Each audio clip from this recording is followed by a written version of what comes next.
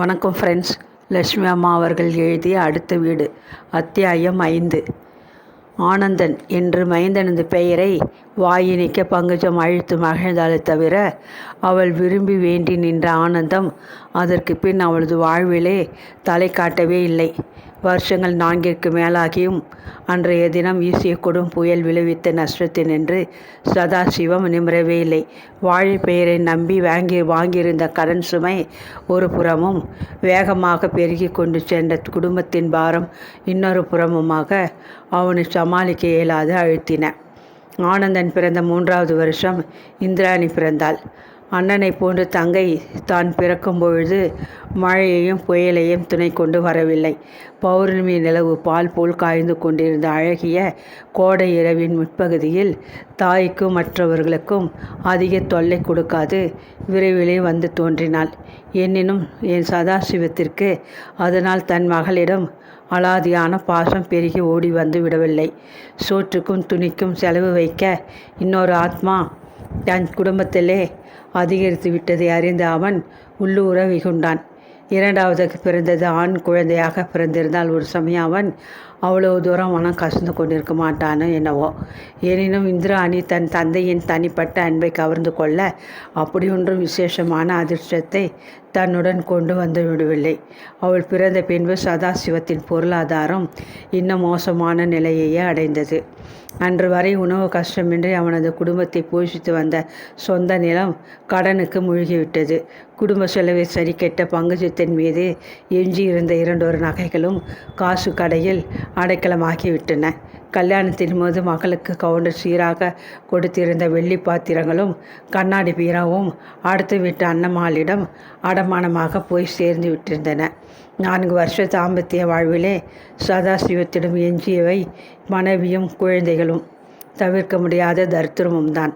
அன்று பகல் பங்கஜம் வீட்டின் கூடத்திலே உட்கார்ந்து கொண்டு கிழிந்து போன ஆடைகளை ஒன்றன் பின் ஒன்றாக மிகவும் பொறுமையுடன் தைத்து சரிப்படுத்தி கொண்டிருந்தாள்.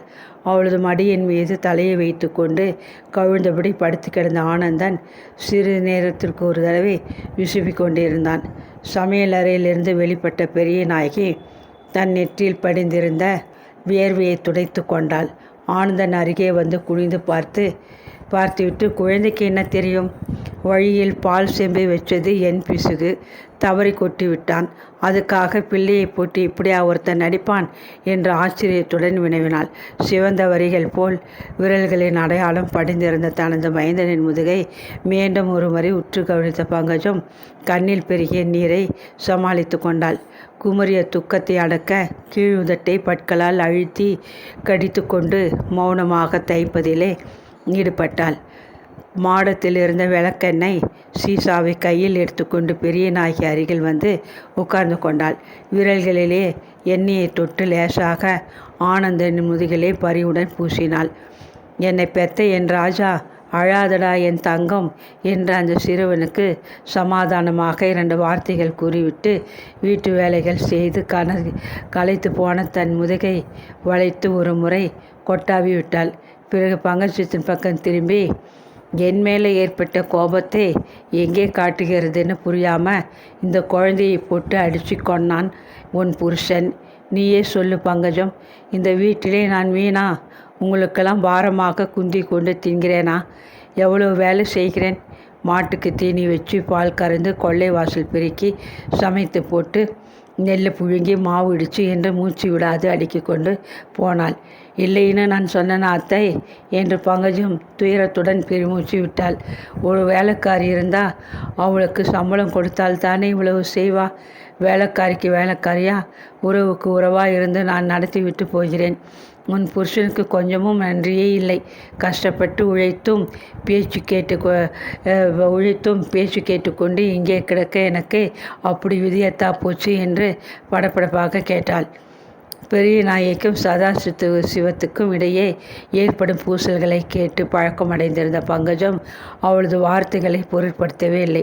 குடும்பத்திற்கு பல வகையிலும் உதவியாக இருந்த தன் சிறிய தாயாரை மரியாதை என்று கணவன் நடத்துவது முறையல்ல என்பதை பங்கஜம் அறிந்து கொண்டிருந்தாள்.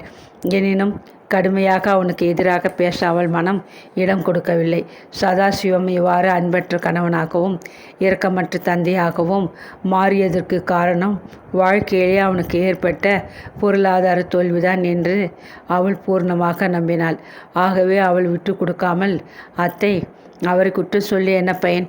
எதை தொட்டாலும் தோல்வின்னு கஷ்டம் மேலே கஷ்டம் ஏற்பட்டு விட்டதனால் அவர் குணம் இப்படி மாறிவிட்டது. அந்த 10 ஏக்கர் வாழைப்பயிரும் புயலடித்து நாசமாக்கி விடாமல் செழித்து வளர்ந்திருந்தால் அவர் என்னிடம் இப்படியா நடந்து கொள்வார்? ஆனந்தனை போட்டு இப்படி அடிக்கத்தான் அவருக்கு மனம் வருமா என்று கூறிவிட்டு துயரம் தாழாது தேம்பினாள். வழக்கம் போல் பங்கஜத்தின் கண்ணீர் துரியனாகின் மனதை பாகாய் இலக்கிவிட்டது. ஒரு பேச்சுக்கு சொல்ல வந்தேன் பங்கஜம். நீ ஏன் இப்படி வருத்தப்பட்டுக்கிற? உன் புருஷனுக்காகவோ கடனுக்கு எனக்கு வர வேண்டிய பணத்துக்காகவோ நான் இந்த வீட்டிலே இருக்கலை. கடன் பணம் திரும்பி வந்தால் வருது, வராட்டி போகட்டும்னு நான் எப்போவோ புறப்பட்டு ஊர் போய் சேர்ந்திருப்பேன். உன் முகத்துக்காகவும் இந்த பச்சை பாலகங்க 2 பேருக்காகவும் நான் சகிச்சுக்கிட்டு இங்கே இருக்கிறேன். பெத்த பொண்ணுன்னு இல்லாட்டாலும் பழகின குறை. உன்னை என் சொந்த மகளாட்டுமா பிடிச்சு போச்சு. கையில் எடுத்து வளர்த்த பாசம் இந்த குழந்தைகளை விட்டு பிரிய மனமில்லை என்று கூறி அவள் மேலோ ஏதோ பேசுமுன் தொட்டிலில் கிடந்த இந்திராணி விழித்து கொண்டு அழத் துவங்கினாள். இதோ வந்துவிட்டேன் என்று குரல் கொடுத்துவிட்டு பெரிய நாயகி எழுந்து சென்றாள். அழும் குழந்தையை வாரி தூக்கி கொண்டு சமையலறைக்குள்ளே புகுந்தாள். சற்று பொழுதில் ஒரு கிண்ணத்திலே சாதமும் பருப்பும் கலந்து எடுத்துக்கொண்டு குழந்தையை இடுப்பில் சுமந்தபடி வெளியே வந்தாள். மீண்டும் பங்கஜத்தின் அருகில் வந்து அமர்ந்து கொண்டு பரிவுடன் பருப்பு கலந்த சோற்றை அழுது கொண்டிருந்த குழந்தையின் வாயிலே திணித்தாள். நல்ல பசி போல இருக்குது பாவம். குழந்தை விடாமல் அழுதது. இவளுக்கு சோறு போட்டு முடிந்ததும் அந்த பயலை எழுப்பி கொஞ்சம் வயிற்றுக்கு போடணும். தங்க பொம்மைகளாட்டும் 2ம் எவ்வளோ அழகாக இருக்குது என்று எடுத்து வச்சு கொஞ்சி விளையாட அவனுக்கு கொடுத்து வைக்கலையே. ஒவ்வொருத்தர் ஒரு குழந்தை வேணும்னு எத்தனை கோயில்களுக்கு போகிறாங்க, எத்தனை தெய்வங்களுக்கு வேண்டிக்கிறாங்க என்று அலுப்பு நிறைந்த குரலில் சொன்னால் பெரிய நாயகி. அப்படி வேண்டி இருக்கிறவங்க வீட்டிலே பிறக்கப்படாதா? இவைகள் என் வயிற்றிலே வந்து ஏன் பிறக்கணும் அத்தை? கடவுள் இந்த விஷயத்தில் இல்லாதவர்களை ரொம்ப சோதிக்கிறார் என்று குறிப்பிட்டு துயரத்துடன் பெருமூச்சிருந்தாள் பங்கஜம். திடுகிட்ட பெரிய நாயகி ஆச்சரியத்துடன் அவளை ஒரு முறை உற்று கவனித்தாள். நீ சொல்கிறது விளங்கவில்லையே என்று குறிப்பாக வினவினாள். விஷயம் தெரிஞ்சால் மனசு கஷ்டப்படுவாரேன் என்று நான் இதுவரை அவருக்கு தெரிவிக்காமல் இருந்தேன். காலையிலே தான் சொன்னேன். இருக்கிற கஷ்டத்திலே இன்னொரு குழந்தையான அவர் கசந்து கொள்கிறார். என்ன செய்வது?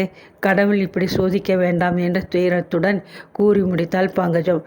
தான் 3வது முறையாக தாயாக போகும் இரகசியத்தை.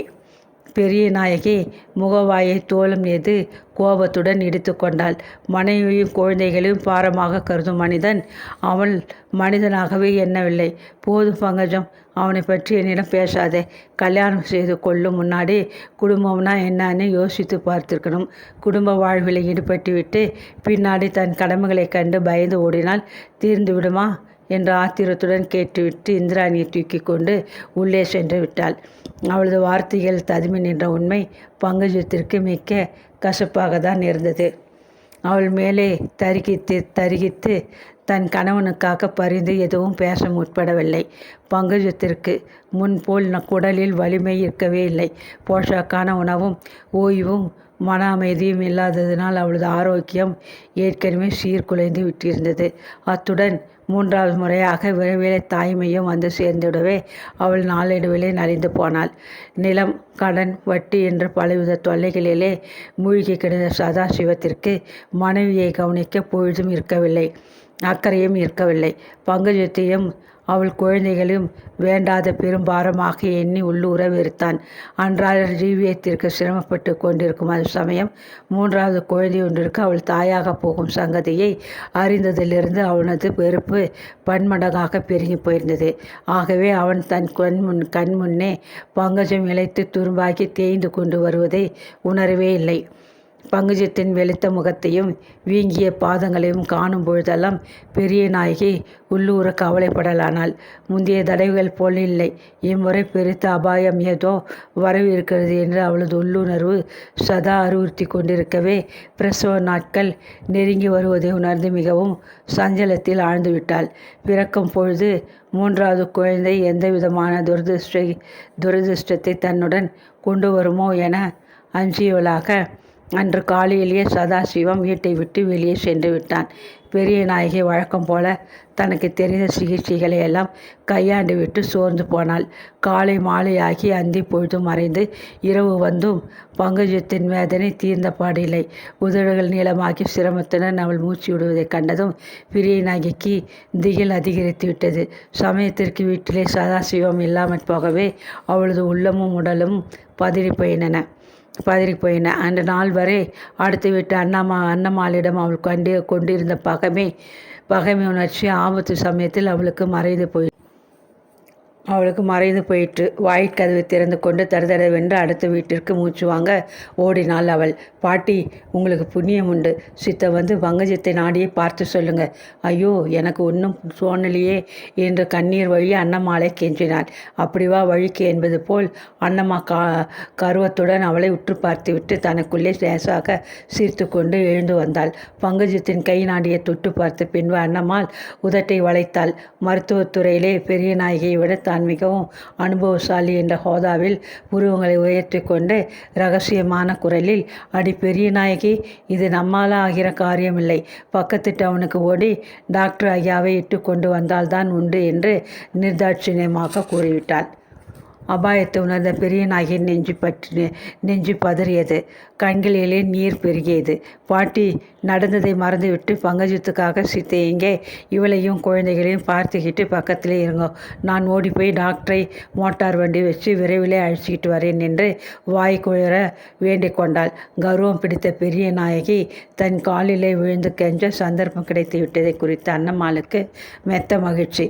எனினும் அதை வெளியே காட்டாது பகட்டாக போடி பைத்தியக்காரி, ஆபத்து சமயத்திலே பேசிக்கிட்டு பொழுதை போக்காமல் ஓடி போய் சீக்கிரம் டாக்டரை கூட்டியா போ என்று துரிதப்படுத்தினாள். புலிப்பானைக்குள்ளே அதுவரை ரகசியமாக சேமித்து வைத்திருந்த தனது சொந்த பணத்திலே 20 ரூபாய்களை எடுத்து புடவை தலைப்பில் அவசரமாக செருகிக் கொண்ட பெரிய நாயகி 8 மைலுக்கு அப்பால் இருந்த பக்கத்து ஊருக்கு மாட்டு வண்டி ஒன்றில் அவசரமாக புறப்பட்டு சென்றாள். வாடகை மோட்டார் வண்டியிலே வைத்தியருடன் அவள் வீடு திரும்பும்பொழுது நடு இரவாக்கி விட்டிருந்தது. வாசற்படியிலே காலை வைக்கும் முன் உள்ளே குழந்தை அழும் சப்தம் கேட்கவே பிரமித்து போய் வைத்தியர் முகத்தை திரும்பி பார்த்தாள். தயாராக வீட்டு வாசலில் வந்து நின்று கொண்டிருந்த பங்கஜம், இனி பிரயோஜனம் ஏதுமில்லை. பங்கஜத்திற்கு உயிர் போய் 1 மணி நேரத்திற்கு மேலே ஆகும். நீ வரணும்னு நான் துடிச்சிக்கிட்டு காத்திருந்தேன். சாகும்போது அந்த பொண்ணு இந்த கடிதாசியை உன்கிட்ட கொடுக்க சொன்னாள். அவ்வளவுதான் கொடுத்து வச்சது என்று கூறிவிட்டு கேள்வி அங்கே நிற்க பிரியமில்லாதவள் போல் பங்கஜம் அப்பால் சென்று விட்டாள். பங்கஜம் என்று கிரீச்சிட்டு அலறிக்கொண்டு உள்ளே ஓடிய பெரிய நாயகியினால் அந்த காட்சியை காண சகிக்கவில்லை. விஷயம் என்னவென்று தெரியாத ஆனந்தனும் இந்திராணியும் திகிலடைந்து போய் அம்மா அம்மாவென்று தாயின் சடலத்தை சுற்றி கொண்டு அலறி அழுது கொண்டிருந்தார்கள். இந்த உலகிலே தான் தோன்றியவுடன் தாயாருக்கு விடை கொடுத்து மறு உலகிற்கு அனுப்பிவிட்ட பெருமையை அறிவிப்பது போல 3வதாக பிறந்த பெண் மகவு வாய் ஓயாது கத்தி கொண்டிருந்தது. தன் துன்ப வாழ்விற்கு முற்றுப்புள்ளி வைத்தாகிவிட்டது என நிம்மதியடைந்தவள் போல் பங்கஜம் மீளா நித்திரை செய்கிறவள் போல் கட்டிலே அசைவற்று கிடந்தாள். ஐயோ, என் கண்ணே, எங்களை பரிதவிக்கு விட்டு போய்விட்டியே என்று கூச்சலிட்ட பெரிய நாயகி அவளது சடலத்தை தழுவிக்கொண்டு வெகு நேரம் அன்றிரவு அழுது கொண்டிருந்தாள். பங்கஜத்தின் மரண செய்தியுடன் அன்றைய தபாலில் தனக்கு வந்து சேர்ந்த இன்னொரு கடிதத்தை எடுத்து பிரித்தாள் ஜெகதா. பங்கஜத்தின் கையெழுத்து காணப்படவே பரபரப்போடு வாசித்தாள். அன்புள்ள அக்கா, இந்த கடிதம் தங்களை வந்து சேரும்பொழுது நான் இந்த உலகில் இருக்க மாட்டேன் என்று நம்புகிறேன். இம்முறை பிரசவத்தினின்று நான் பிழைத்து எழ மாட்டேன் என்று எனக்கு ஏதோ ஒன்று நிச்சயமாக அறிவுறுத்துகிறது. என்னை விட வயதிலும் அனுபவத்திலும் மூத்தவர்களான நீங்கள் அன்று அவர் கூறிய புத்துமதி முற்றிலும் உண்மை என்பதை நான் என் வாழ்விலே உணர்ந்து விட்டேன். அழகும் இளமையும் மட்டும் இருந்தால் போதாது, வாழ்வின் தேவைகளுக்கு பணமும் வேண்டும் என்பதை இந்த 4 வருஷ தாம்பத்திய வாழ்வு எனக்கு நன்றாக உணர்த்திவிட்டது. என் அருமை அக்கா, உங்கள் பொன்னான மொழிகளை அன்று நான் உதாசீனம் செய்தேன். அதனால் தாங்கள் மனம் மிகவும் நொந்து பேசினீர்கள். பெரியவர்கள் மனத்தை புண்பட பேசிய பயனை நான் அனுபவிக்காமல் போகவில்லை. பணம் இல்லாததினால் இந்த 4 வருஷமும் நான் அனுபவித்த கஷ்டங்களை எழுதினாலோ சொன்னாலோ போதாது. வயிறார சாப்பிட உணவும் உடுத்த உடையும் இல்லாது நானும் குழந்தைகளும் எவ்வளவோ கஷ்டப்பட்டோம். எவ்வளவோ முறை என் தரித்திரத்தை எடுத்து சொல்லி உங்களிடம் உதவி பெற என் மனம் விரும்பியது. ஆனால் வெட்கமானது இடையே குறுக்கிட்டு ஒவ்வொரு முறையும் என்னை தடுத்து விட்டது. மரணப்படுக்கையில் இருக்கும் என்னை மனமாற மன்னித்து விடுங்கள் அக்கா. என்னை பிரிந்த பின்பு என் 3 குழந்தைகளும் அனாதையாகி விடுவார்கள் என்பதை அறிவேன். எப்பொழுதாவது ஒரு சமயம் அவர்களில் யாரேனும் ஒரு குழந்தை தங்களிடம் உதவியை நாடி வந்தால் என் பொருட்டு மறுக்காமல் உதவி செய்து ஆதரிக்க வேண்டும் என்று கெஞ்சி கேட்டுக்கொள்கிறேன். தங்கள் அன்புள்ள பங்குஜம். அத்தியாயம் 6. அன்று மாலை வகுப்பிற்குள் நுழைந்ததும் தனது ஆசனத்தில் சென்று அமர்ந்து கொண்டாள் ஆசிரியை. அவள் அந்த பள்ளிக்கு வந்து வேலைக்கு அமர்ந்து 1 வார காலம்தான் சென்றிருந்தது. பாடம் துவங்கும் முன் வகுப்பை ஒரு தடவை 4 பக்கமும் கூர்ந்து ஆராய்ந்தாள். 3வது வரிசையில் சுவரின் ஓரமாக உட்கார்ந்திருந்த 7 வயது சிறுமி மீது அவளது பார்வை முடிவில் லயித்தது. வயதிற்கு தகுந்த வளர்ச்சியற்றவளாக மிகவும் மெலிந்து காணப்பட்டாள் அந்த சிறுமி. என்னை கண்டு பல மாதங்கள் சென்று விட்டன போல் அவளது கூந்தல் புரண்டு பறந்து நெற்றி மீதும் கழுத்தின் இருபுறமும் தொங்கிக் கொண்டிருந்தது. நிறம் இன்னதென்றே ஊகிக்க முடியாத அளவு அழுக்கேறியிருந்த சட்டை நெஞ்சை முழுவதும் மூடாது திறந்தபடி அவளது உடலை அலங்கரித்து கொண்டிருந்தது. முழங்கால் வரை மட்டுமே நீண்டு அவளது உடலை முழுவதுமாக மூடாதபடி திறந்தபடி அவளது உடலை அலங்கரித்து கொண்டிருந்தது. முழங்கால் வரை மட்டுமே நீண்டு தொங்கிக் கொண்டிருந்த பாவாடை ஓரமெல்லாம் கிழிந்து நைந்து உருக்குலைந்து போயிருந்தது. கடுமையாக ஆசிரியை தன்னை உறுத்து நோக்குவதை அந்த சிறுமி உணர்ந்து கொண்டு விட்டாள். பயத்தினால் அவளது மெல்லிய இதழ்கள் துடித்தன. மலர்ச்சி பொங்கிய தன் விழிகளை கீழே தாழ்த்தி கொண்டாள். உள்ளத்திலே குமுறிய திகளை அடக்க முயற்சித்த அவள் தன் சிறு கரங்களால் பாவாடையின் ஓரத்தை பிடித்து வேகமாக முறுக்க துவங்கினாள். ஆசிரியர் மீண்டும் அவளை நோக்கி கடுமையாக விழித்தாள். கையை கீழே போடு, இது என்ன குரங்கு சேஷ்டை என்று கண்டிப்பான குரலில் அதட்டினாள். சங்கோசத்துடன் நாக்கை ஒரு முறை வெளியே நீட்டி உள்ளே இழுத்து கொண்டாள் அந்த சிறுமி. கைகளை சட்டென எடுத்து முகத்தை மூடிக்கொண்டு தலையை இன்னும் கீழே கவிழ்த்து கொண்டாள். உஸ், உன்னைத்தானே, உன் பெயர் என்ன என்று ஆசிரியை மறுபடியும் அதட்டினாள். அருணா என்று கூறி முடிப்பதற்குள் அந்த சிறுமியின் இருதயம் 2ஆக வெடித்துவிடும் போல் பயத்தினால் அடித்து கொண்டது. உன்னைத்தானே அருணா? முகத்தின் மீது கையென்ன? போன தடவை நான் சொன்னது ஞாபகத்தில் இல்லை? ஏறு பெஞ்சி வேது என்று கடுமையாக உத்தரவிட்டாள் ஆசிரியை. ஆசனத்தை விட்டு துள்ளி எழுந்து நின்ற சிறுமி வெட்கத்துடன் சிறிது நேரம் தயங்கினாள். என்று ஆசிரியரிடமிருந்து எழுந்த கர்ஜனையை கேட்டதும் மறுபேச்சென்று பெஞ்சு மீது ஏறி நின்றாள். உயரமான அந்த நிலையிலிருந்து கீழே காணப்பட்ட தனது வகுப்பு தோழிகளை பார்க்கவும் அவளுக்கு மிகவும் வெட்கமாக இருந்தது. அவ்வளோ பெண்களும் தன்னை கண்டு தங்களுக்குள்ளே பரிகாசமாக சிரித்து மகிழ்வது போல் ஒரு பிரமை அவளுக்கு ஏற்பட்டது. துக்கம் நெஞ்சை அடைக்க, கண்களிலே லேசாக நீர் துளிர்க்க தலையை கவிழ்த்து கொண்டு அவள் நின்றாள். பிற்பகல் வகுப்புகள் நடந்தேறின. முடிவில் பள்ளிக்கூடம் விடுவதற்கு அறிகுறியாக மணியும் அடித்து ஓய்ந்தது. கூட்டி நின்று விடுதலை அடைந்த குருவிகளைப் போல் புஸ்தக பையை தூக்கி தோல் மேல் போட்டுக்கொண்டு வெளியே ஓட குழந்தைகள் யாவரும் துடித்து கொண்டு எழுந்து நின்றனர். பிரார்த்தனை கீதம் முடிந்ததும் குவியர் என்று பாய்ந்து வெளியே தடதடவென ஓடினார்கள் அந்த சிறுமிகள் அனைவரும். ஜன்னல் வழியே வெளியே பார்த்தால் அருணா. அவள் சகோதரி இந்திராணி தன் வகுப்பு மாணவி ஒருத்தியின் தோல் மீது கையை போட்டு அணைத்தபடி சிரித்து பேசிக்கொண்டு வீட்டை நோக்கி போய்க் கொண்டிருந்தாள். விற்றென்று பாய்ந்து பின்னால் ஓடி அவளை அடைந்து விட வேண்டும் என்று அருணாவின் கால்கள் துடித்தன. கடைக்கண்ணால் மேஜை அருகே நின்று கொண்டிருந்த உபாத்தியாயினை பார்த்தாள். கீழே இறங்கு, நீ வீட்டிற்கு போகலாம் என்று அவளிடமிருந்து இன்னும் உத்தரவு பிறக்கவில்லையே அருணா மற்ற பெண்களைப் போல் எவ்வாறு உடனே வீட்டிற்கு போக முடியும்? மாணவிகள் எழுப்பிய கூச்சலும் சப்தமும் குறைந்து கொண்டு வந்தன. பள்ளிக்கூடத்தின் மதில் சுவரை தாண்டி சாலையை சமீபித்து விட்டார்கள் ஏனையோர்கள் என்பதை உணர்ந்து கொண்ட அருணாவுக்கு வாய்விட்டு அழ வேண்டும் போலிருந்தது. துக்கம் நெஞ்சை பலமாக அழுத்த கண்களில் நீர் மல்க அவள் உபாத்தியாயினை நோக்கி பரிதாபமாக விழித்தாள். இப்பொழுதுதான் உனக்கு ஞாபகம் இருக்கும். சரி, பெஞ்சியை விட்டு இறங்கி இப்படி வா என்று அதட்டிய உபாத்தியாயினி நாட்கிளையில் சாய்ந்து கொண்டாள். மழையில் நனைந்து போன பூனைக்குட்டியைப் போல் உடலை குறுக்கி வளைத்து கொண்டு பயத்துடன் எதிரே வந்து நின்றாள் அருணா. தினமும் நான் வகுப்பில் சொல்வதை கவனித்து கொண்டுதானே வருகிறாய்? எல்லா பெண்களும் சுத்தமாக தலையை வாரி உடை உடுத்தி வர வேண்டும் என்று எவ்வளவு முறைகள் சொல்கிறேன். ஏன் அது உனக்கு ஞாபகத்தில் இருக்கவில்லை? நீ தலை வாரி எத்தனை நாட்கள் ஆகின்றன என்று கடிந்து கொண்டாள் ஆசிரியை. 3 நாளாகிறது டீச்சர் என்று விழுங்கினாள் அருணா. பயத்துடன் அதை கூறி முடிக்கும் முன் அவளது உள்ளங்கைகளே வேர்வையினால் நனைந்து விட்டன. 3 நாட்களா?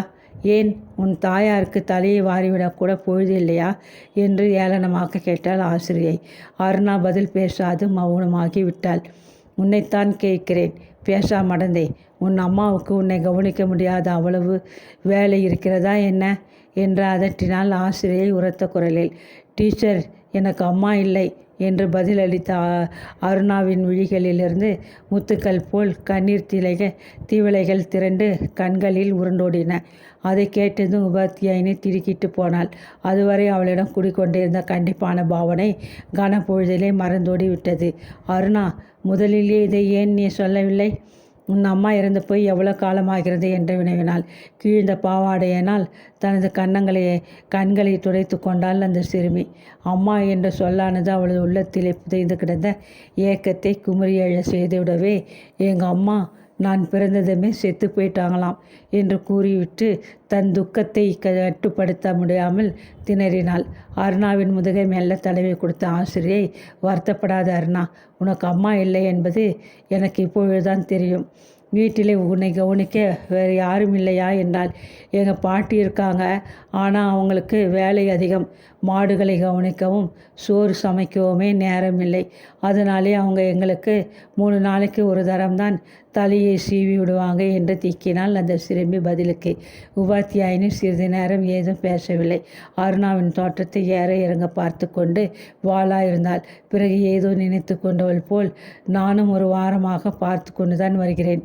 இந்த ஒரே ஆடையை தினமும் போட்டுக்கொண்டு வருகிறாயே, கிழிந்து மிகவும் அழுக்காகி இருக்கிற இதை போட்டுக்கொள்ள உனக்கு அருவருப்பாக இல்லையா? வேறு உடையாவது உடுத்தி கொண்டு வரலாம் அல்லவா என்று கனிவாக கேட்டாள் ஆசிரியை. எனக்கு இந்த ஒரு பாவாடையும் சட்டையும் தான் இருக்கிறது டீச்சர், வேறு இல்லை என்று பளிச்சென்று பதிலளித்தாள் அந்த சிறிய மாணவி. ஏழ்மையும் இல்லாமையும் கிராம பள்ளிக்கூடத்தின் உபாத்தியாயின அவளுக்கு புதியவை அல்ல. எனினும் அந்த குழந்தையின் பதில் அவள் மனத்தை மிகவும் கலக்கியது. உன் தந்தை என்ன வேலை செய்கிறார் என்று வினவினாள். எங்கள் வீட்டிலே 4 மாடுகள் இருக்கு டீச்சர். எங்கள் அப்பாவுக்கு பால் விற்கிற வேலை என்றால் மாணவி. பால்காரர் மகளா நீ? அப்படி இருந்த உன் உடல் இவ்வளவு மெலிந்து இருக்கிறதே, நீ தினசரி பால் சாப்பிடுவது உண்டா என்று ஆசிரியை மிகவும் கருத்துடன் கேட்டாள். இல்லை என்பதற்கு அடையாளமாக அந்த சிறுமி தலை பலமாக அசைத்தாள். நாங்கள் ஒருவரும் பால் சாப்பிட மாட்டோம், அப்பா மிகவும் கோபிப்பார் என்றாள். வேடிக்கைதான் போ என்று ஆசிரியை முணுமுணுப்பதைக் கண்ட அருணா தன் கண்களை அகல விரித்து, நாங்கள் எல்லா பாலையும் குடித்து விட்டால் பிறகு அப்பா எதை கொண்டு போய் கடையில் விற்பார்? ஏழைகளுக்கு ஒரு வேளை சாப்பாடு தினமும் கிடைச்சா போதும், பால் வேண்டாம்னு அப்பா சொல்கிறார் என்றால் மெல்லிய குரலில். அந்த வார்த்தைகளில் பிரதிபலித்த உண்மை ஆசிரியை மனத்தை வேதனை செய்தது. நாங்கள் என்றாய் அருணா? வீட்டில் நீயும் இன்னும் யாரும் இருக்கிறீர்கள் என்று கேட்டுவிட்டு வெளியே செல்ல எழுந்தாள். அண்ணன் ஆனந்தன், அக்கா இந்திராணி, நான் பாட்டி, அப்பா, இத்தனை பேரும் வீட்டில் இருக்கிறோம் டீச்சர். ஆனந்தன் பையன்கள் பள்ளிக்கூடத்தில் 5வது படிக்கிறான். இந்திராணி இந்த பள்ளிக்கூடத்திலே 4வது படிக்கிறாள் என்று பெருமையுடன் கூறிக்கொண்டாள்.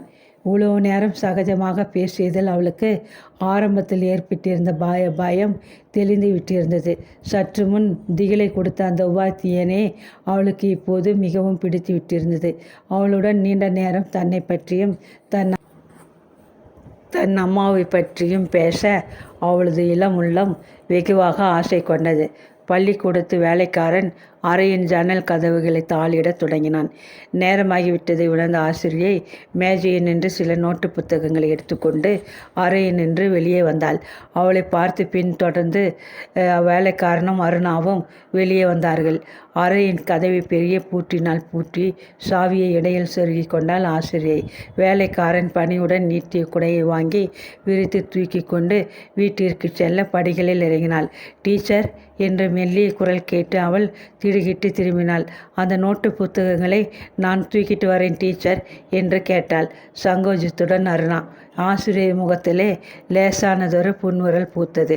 எடுத்துக்கொண்டு வா என்று சிரித்தபடி கூறிவிட்டு புத்தக சுமையை மாணவியிடம் நீட்டினாள். பக்தி சிரத்தையுடன் ஸ்ரீராமபிரானது பாதுகைகளை தரிசனமே தாங்கியவளாக சென்ற பரதன் போன்று மிகவும் பக்தியுடன் அப்புத்தகங்களை தன் சிறு தலை மீது வைத்து கொண்டு இரு கைகளாலும் தாங்கியபடி ஆசிரியர் பின்னால் அருணா மெல்ல நடந்து சென்றாள். குடையை பிடித்து கொண்ட வெள்ளை புடவையின் தலைப்பு காற்றில் பறக்க சரக் சரக்கென்று செருப்பு ஒலிக்க ஆசிரியை முன்னால் நடந்து சென்று கொண்டிருந்தாள். அந்த காட்சியை பிரமிப்புடன் பார்த்த வண்ணம் பின்னால் குதித்தோடு நடந்து சென்று கொண்டிருந்த அருணாவின் மனம் ஆனந்தத்திலே பூரித்து கொண்டிருந்தது. இந்த சிறு பணியுடையால் தன் வகுப்பு ஆசிரியரின் மற்றற்ற அன்பை தான் பெற்று கொண்டு விட்டதை எண்ணி பெருமிதமடைந்த அவள் தன் வீட்டையும் தன் தந்தையையும் அறவே மறந்து போனாள். வீட்டை அடைந்ததும் ஆசிரியை உள்ளே சென்று முற்றத்தில் இருந்த செம்பு நீரால் தன் கை கால்களை கழுவி கொண்டாள். புத்தக சுமையை கீழே இறக்கி வைத்துவிட்டு வீழ்த்து கொண்டு நின்ற அருணாவை அவள் அழைத்தாள். கை கால்களை கழுவி கொண்டு உள்ளே வா என்று அவள் கூறியதை கேட்டதும் அருணா தன் புத்தக முற்றியை தோளிலிருந்து இறக்கி தரை மீது வைத்துவிட்டு அவ்வாறே செய்தாள். தாழ்வார்த்து தரையை நன்றாக பெருக்கி சுத்தமாக்கிவிட்டு வேலைக்கார பெண் 2 இலைகளை விரித்தாள். ஆசிரியரின் அருகே உட்கார்ந்து கொண்ட அந்த பெண் சுட சுட இலையில் பரிமாறிய வெண்பொங்கலை எடுத்து வாயில் போட்டுக்கொண்ட அருணாவுக்கு இது பூ உலகந்தானா என்ற ஆச்சரியமாக இருந்தது. நீ பகலில் என்ன சாப்பிட்டாய் என்று வினவிய ஆசிரியை மாணவியை அன்புடன் உற்று பார்த்தாள். பகலிலே நாங்கள் ஒன்றும் சாப்பிட மாட்டோம். காலையில் எழுந்ததும் பல் விளக்கிவிட்டு பழைய சோறு சாப்பிடுவோம். மறுபடியும் ராத்திரி தான் சாப்பிடுவோம் என்று பதிலளித்த அந்த சிறுமி பொங்கலை எடுத்து வாய் நிறைய திணித்து கொண்டாள். இடையே பகலில் உங்களுக்கு பசிக்காதா என்று ஆச்சரியத்துடன் கேட்டாள் உபாத்தியாயினி அம்மாள். பசிக்கும் டீச்சர். ஆனந்தன் தினமும் வேர்க்கடலை உருண்டை வாங்கி சாப்பிட்டு விடுவான். இந்திராணி தன் கூட படிக்கிற லட்சுமியோட சாப்பாட்டை பாதி வாங்கி சாப்பிட்டு விடுவான். எனக்கு அதிகம் பசிச்சா பள்ளிக்கூடத்து கிணற்று நிறைய இழுத்து வயிறு நிறைய குடிச்சு விடுவேன் என்று அருணா விளக்கினாள். தன் கண்களில் கசிந்த நீரை சிரமப்பட்டு அடக்கி கொண்டாள் உபாத்தியாயினி அம்மாள். அருணாவை போல் எவ்வளவு குழந்தைகள் ஒருவேளை சாப்பிட உணவு கூட இல்லாது பட்டினியாக இருக்கிறார்களோ என தனக்குள்ளே எண்ணி அவள் மனம் கலங்கினாள். ஆனால் அவளை போன்ற ஒரு எளிய ஆசிரியரால் நிவர்த்திக்கக்கூடிய பிரச்சனை அல்லாது.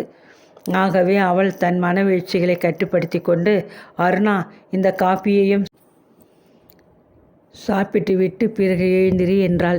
வேலைக்கார பெண் விளக்கை எடுத்து வந்து மேஜையின் மீது வைத்தாள். உபாத்தியாயினி அம்மாள் மாடத்தில் இருந்த ஒரு சீப்பை எடுத்துக்கொண்டு அருணாவிடம் நெருங்கினாள். இப்படி தலையை பரட்டையாக வைத்து கொள்வது தவறு.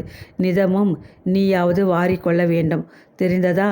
பாவாடை ஓரமெல்லாம் கிழிந்து தொங்க விட்டிருக்கிறாயே, அதை தைத்து கட்டி கொண்டால் இன்னும் சில தினங்களுக்கு வருமல்லவா? தினசரி பாவாடையும் சட்டையையும் தோய்த்து காய வைத்து சுத்தமாக உடுத்திக்கொள். வம்பு பேசாது பாடத்தை ஒழுங்காக படித்து புத்திசாலியாக இருக்க வேண்டும் என்று பலவாறு உபதேசம் செய்த வண்ணம் அவளது கூந்தலை எண்ணெய் தடவி வாரி இரட்டையாக பின்னலிட்டு விட்டாள். எதிரே இருந்த கண்ணாடியில் கடைக்கண்ணால் தன்னை ஒரு முறை கவனித்து கொண்டாள் அருணா. தோள் மீது இரு பக்கமும் வந்து தொங்கிய தன் சடைகளை பார்த்து அவளுக்கு மிகவும் பெருமையாக இருந்தது. தங்கள் வீட்டு பசுக்கன்றின் கழுத்தை தடவி விளையாடுவது போல் தன் இரு ஜடைகளையும் அன்புடன் தடவி கொண்டு மகிழ்ச்சியுடன் நின்றாள் அவள். சுவரில் மாட்டியிருந்த கடிகாரம் டான் டான் என்று 8 அடிப்பதை கேட்டதும் அவளுக்கு தூக்கி வாரி போட்டது.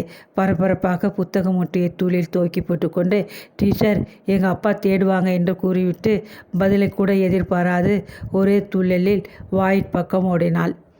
தெரு மூலையில் மினுக்கிக்கிட்டு கொண்டு எரிந்து கொண்டிருந்த கிராமத்து பஞ்சாயத்து மண்ணெண்ணெய் விளக்கு, அது நின்று எழுந்த வெளிச்சம் தெருக்கோடி வரை வியாபித்து நின்ற அந்தகாரத்தை போக்க இயலவில்லை.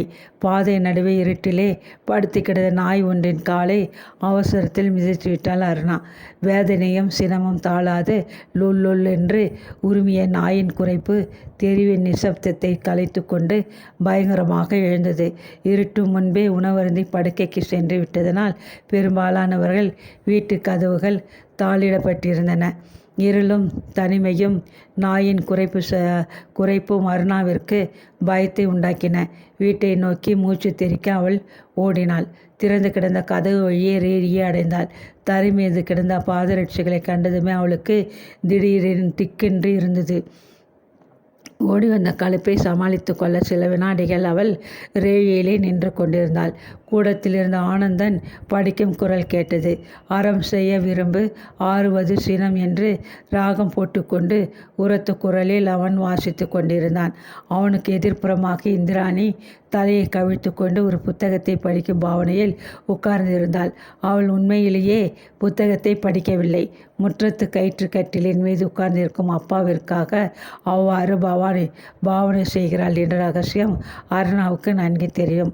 முற்றத்திலிருந்து சதாசிவத்தின் கனைப்பு எழுந்தது. அருணாவின் உடல் பயத்திலேயே சில்லிட்டு போய்விட்டது. நெஞ்சு பதப்பதைக்க, உடல் நடுங்க.